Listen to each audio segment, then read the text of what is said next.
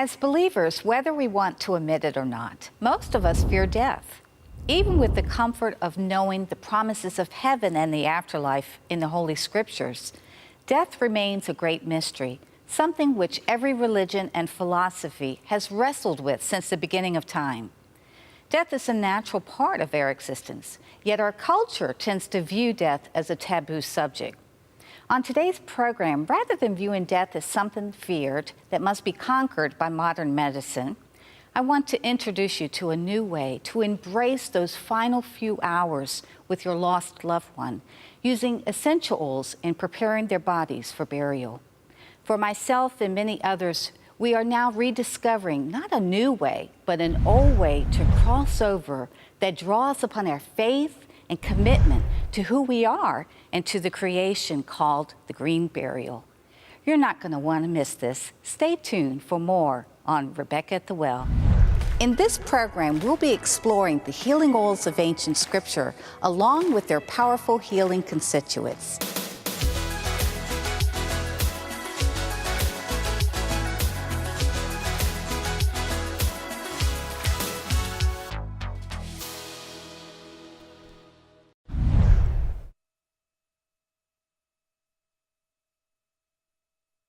My name is Sherry Wolf, and I'm the founder of Natural Grace Funerals, and we are a funeral home here covering the Los Angeles area, offering exclusively environmentally friendly death care options for families. Green burial or natural burial, which is often an interchangeable term, is, in its practical sense, a way for us to care for our dead and allowing the body to go back to the earth in a simple, natural fashion with minimal environmental impact. The biggest difference between what we do at Natural Grace and conventional funeral services is that we do not embalm the bodies. So the bodies are kept preserved through refrigeration, and the family still has the option for a private or a public viewing. And this can be incorporated into any kind of funeral service that a family would like to have. So we work with families that have very traditional religious services to very just simple get-togethers, celebrations of life, etc. The three components of a green burial would be an unembalmed body, wrapped either in a shroud or a biodegradable container, and then put directly into the earth. There are basically three different types of burial grounds coined by the Green Burial Council as being a hybrid, natural, and a conservation. And hybrids are when you have a conventional cemetery, for example, that will set aside an area where they will allow for vaultless burial. They will allow for the decedent to be buried either in a shroud or a very simple biodegradable container. And then, of course, the body is not embalmed.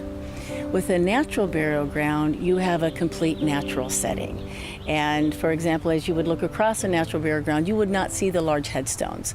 If there's a marker on top of the grave, then it would be a natural stone from that area. And then the next level of burial ground is conservation. And with those burial grounds, the funds that are put into the burial of that family member go on to actually purchase and preserve more land. Many of the natural burial grounds also allow for family participation, and that may be even as simple as helping to fill back in the grave. And families ask to be part of a natural burial very often. Some of them will even mention that it has been a life-changing event. So to be a part of a natural burial, whether it's a home funeral aspect and to be close to someone that has not been embalmed, or to be out in a natural setting and be participating in a burial, leaves them with a different experience. And as we all know, we're all uncomfortable with death. But somehow, with both of those aspects, people are able to embrace what they are experiencing and actually feel part of it and feel that they come away with some healing and with some solace.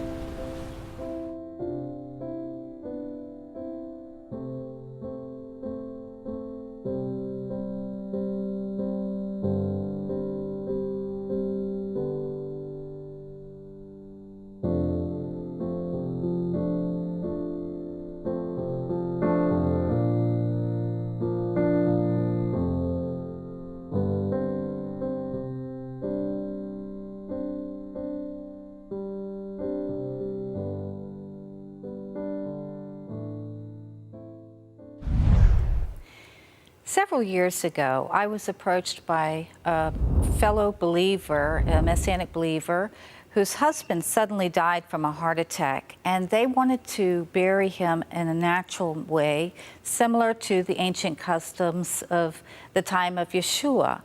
And so I had to do a lot of research and study to find the practices. I had myself recently experienced my mother's death and burial, in which I began to prepare spices for her burial.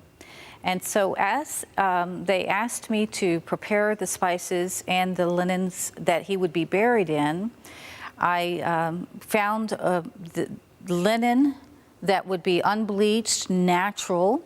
And so what we have here is actually a shroud. And this is something that I have a friend who made this locally. And so the body would be placed in this shroud, similar to what Yeshua would have been buried in. They may have used strips of linen cloth to bind him up, and then they would pour the spices and the oils over him to encase his body. It's almost like a mummy, or, you know, they would make almost like a cocoon. But there are some other things that when we read in the scriptures how the women prepared spices and they went to the tomb to try to do his body and get him prepared, and they discovered that he was missing. That was the act of tahara, in which the women would have prepared his body. Now, we know the story. It says Joseph wanted to take his body down from the cross because of the Sabbath, and they were going to take it away and prepare him. Now, in today, we still have many people who still practice this by taking the body. They would wash the body with over 24 quarts of water by going back and forth over the body to cleanse the body. And so the first thing they would do is purification of washing the body. This is the last mikvah, or baptism, if you will, where they're washing and cleansing the body, removing any nail polish, removing the jewelry, removing anything. And in fact, for gentlemen who are buried, they would be buried in the kettle. This is a garment of white. This is something that a Jewish man would wear at Yom Kippur. This is symbolic of what would have been worn by the high priest. And they wear this for their wedding, and they also wear it in their burial. And so this is a white, one sheet of white that they would be buried in. It has no pockets, because you come into the world with nothing, so you go out of the world with nothing. But in this case, in washing and preparing the body, you would have 3 women who would wash the body, cleanse them, put the body in the linen and wrap the body. And then they would turn this over to put over the head and cover the body. They say prayers, and they bless the person in their final time. It's very, very spiritual, very, very special to the people that do it. For my friends who I was referring to earlier, they said it was such a spiritual time to be there for those final hours with the body and to be a part of that process, instead of shuffling the body off to a funeral home where they're going to embalm it and encase and, you know, do all that. And this is something that I have found to be very, very helpful in healing as part of that release and letting that person go on to their afterlife. Now, what I have here, we prepared this, and I have a friend who does sewing for me, and she made this little pocket in which we will add our spices, just like Mary did. And we used the aloe sandalwood, just like they did for Yeshua. I'm making a little bit of a mess here. And I will add some myrrh. Now, it also mentions they used 100 pounds of aloes. Now, our wood is very thick. It's a resin, and it's very difficult to, you know, when you're using it, it's very difficult to work with, but we'll just use what I have here. I also have some mint and rosebuds that I like to add because it smells good. And I'm just adding these in. Now, what else you might want to add to this pocket in your burial would be maybe some special jewelry that belonged to the person. And you might want to add some other pieces of special things for them. Maybe even write a thank you note or a love note to your loved one as you let them go. And you can add that in there.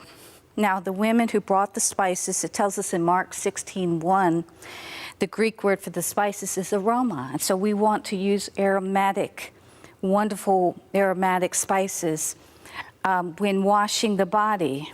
I use a lavender because the spikenard described in the New Testament says to wash. And so we are washing their body as releasing them.